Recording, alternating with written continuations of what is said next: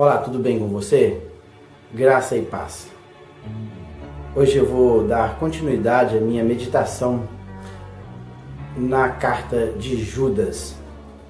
Vou continuar meditando a partir do versículo 12 e até o 13. Hoje somente 2 versículos. Estes 2 versículos da carta de Judas, ele vai trazer um retrato bem vívido destes mestres que apostataram da fé.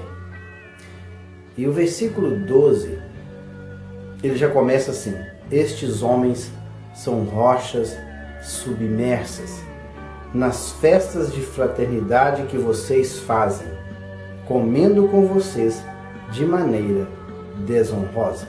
Então aí, o primeiro retrato que Judas traz é que estes homens ou estes mestres que apostataram, eles são como rochas submersas.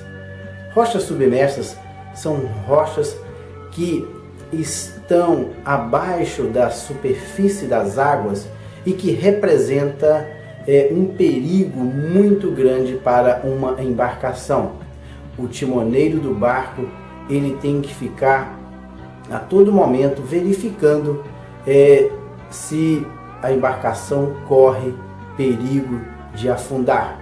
Até porque se este barco ele for de encontro a estas rochas submersas, toda a embarcação será destruída. E aí, portanto, Judas comparando a estes mestres que apostataram como rochas submersas. Quem cuida de uma congregação, quem cuida do povo de Deus tem que ficar de maneira ligada com relação ao ataque destes mestres que entram na comunidade de uma maneira bem sutil que ninguém percebe. É como rochas submersas. Ninguém vê, mas que representa um perigo muito grande para os cristãos.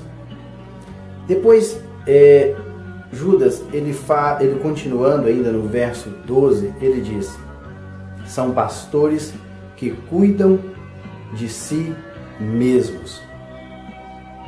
Esses pastores, eles eram o quê? Egoístas.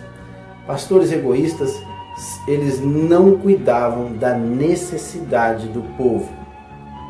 Eles cuidavam somente de suas necessidades. Eles não se importavam com o povo de Deus. Então, eram pessoas que apacentavam a eles próprios. Então, aí o segundo retrato que Judas traz destes mestres que apostataram da fé. Depois, ainda no versículo 12, são nuvens sem águas, impelidas pelo vento. Aí é o terceiro retrato, nuvens sem água. O que Judas ele quis informar com essas nuvens sem água? São pessoas que geram uma expectativa, mas não pode satisfazer ou pode concretizar aquilo que eles queriam fazer em prol daquela comunidade. Por isso que ele comparou como nuvens sem água. O agricultor, ele contempla a nuvem, ele espera que aquela nuvem trará chuva para a sua plantação, mas no momento exato em que aquela nuvem vai derramar chuva sobre a sua plantação, o vento a conduz para outro lugar. Então esses pastores, eles eram homens que geravam expectativa na igreja ou na comunidade em que ele estava inserida, mas que no momento exato, esta expectativa gerada, ela não concretizava. Eles eram incapazes de ajudar os cristãos, os seus irmãos. Prosseguindo ainda, ele diz que estes mestres eram árvores de outonos, sem frutos, 2 vezes mortas, desarraigadas ou arrancadas pela raiz. Então, aí o quarto retrato é que estes mestres que apostataram na fé, eles eram como árvores de outono.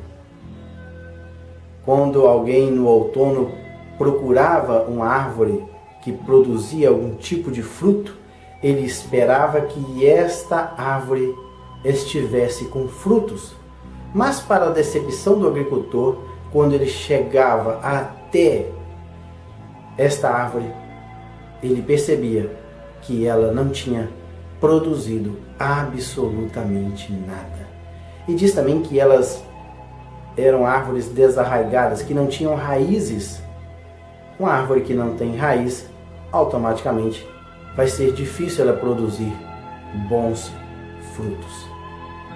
Outra coisa que me chama a atenção aqui nessas árvores é que nós conhecemos alguém através de seus frutos. Quando alguém produz fruto, aí sim é que nós conhecemos essa pessoa.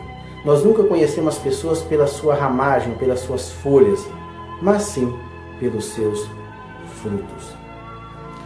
Depois ele continua ainda no versículo, ou melhor, agora vamos para o versículo 13.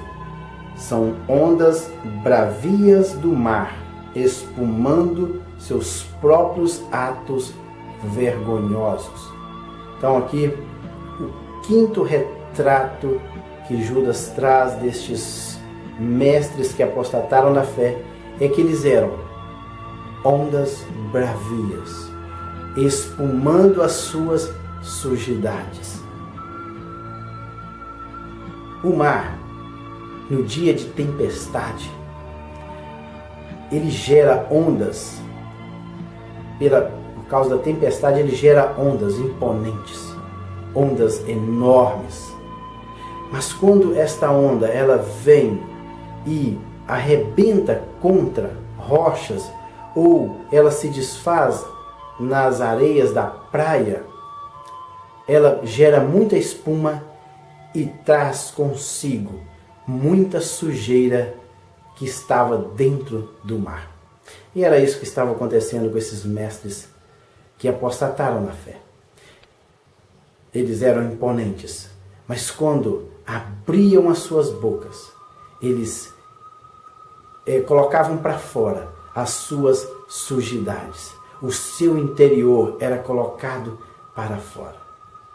A boca fala do que o coração está cheio. E como estes homens, dentro deles, estava cheio de sujidades, eles colocavam tudo isso para fora. Foi isso que Judas comparou. São ondas bravias, imponentes, mas quando elas espumam, elas trazem atos vergonhosos, trazem sujidades para o meio daqueles os quais ele está inserido. E o último retrato aqui, bem vívido, que Judas traz, ele compara estes homens como estrelas errantes. Mas que estrelas errantes são estas? Não são as estrelas que têm, vamos dizer assim, uma posição fixa no espaço. São estrelas cadentes, em que você, na noite escura, você contempla o brilho daquela estrela cadente, ela cruza os céus, aquela beleza, e depois some na escuridão. Era isso aqui que Judas queria dizer. Não é uma estrela de quinta grandeza ou de outras grandezas que estão fixas no céu e que você pode contemplá-las todas as noites. Não, ele estava dizendo aqui que estrelas errantes. Isso eram estrelas cadentes, em que você contempla aquela beleza cruzando os céus. E daí a pouco, essa estrela some. Ninguém mais vê. Era isso. Esses mestres que apostataram na fé eram estrelas. Homens que apareciam, que faziam, que as pessoas olhavam para estes homens e diziam, realmente esses homens são servos de Deus, são pregadores. Mas, daí a pouco, toda esta beleza, todo este ministério sumia e eles manifestavam o que realmente eles eram. Ele diz que estrelas errantes para os quais estão reservadas para sempre as mais densas trevas. Era isso. Judas fala dessas estrelas errantes que apareciam de repente e depois sumiam para nunca mais. Mas que eles deixavam um rastro de destruição nesta igreja. E por fim aqui, eu ainda quero meditar no versículo 14 e 15, que ele vai falar sobre uma profecia de Enoque. Enoque, ele diz aqui que foi o 7º depois de Adão. Por que Judas ele foca que ele era o 7º depois de Adão? Porque na linhagem de Caim também existia um Enoque, que inclusive foi edificado uma cidade em sua homenagem. Então, Judas, para destacar que este Enoque aqui era da linhagem piedosa, então ele fala, Enoque, o 7º depois de Adão, ele profetizou acerca deles. Ele diz assim a profecia que Enoque proferiu: Vejam, o Senhor vem com milhares de seus santos para julgar a todos e convencer todos os ímpios a respeito de todos os atos de impiedade que eles cometeram impiamente e acerca de todas as palavras insolentes que os pecadores ímpios falaram contra ele. Então, Judas ele fala aqui, olha, tudo isso que esses homens estão praticando, estão fazendo, que apostatar da fé, estes homens um dia será julgado pelo Senhor. Nestes versículos aqui que eu acabei de ler, ele fala justamente do juízo de Deus que um dia vai ser executado contra estes mestres que apostataram na fé. Ele vai vir com milhares de seus santos, aqueles que realmente foram fiéis a Ele, que morreram, partiram para a eternidade, foram fiéis a Ele, são os seus santos. E que o Senhor virá com esses seus santos para julgar estes homens ímpios que cometeram tais atrocidades no seio da igreja. Que Deus em Cristo abençoe. Na próxima oportunidade, eu estarei dando continuidade à carta de Judas. Até lá, na paz do Senhor.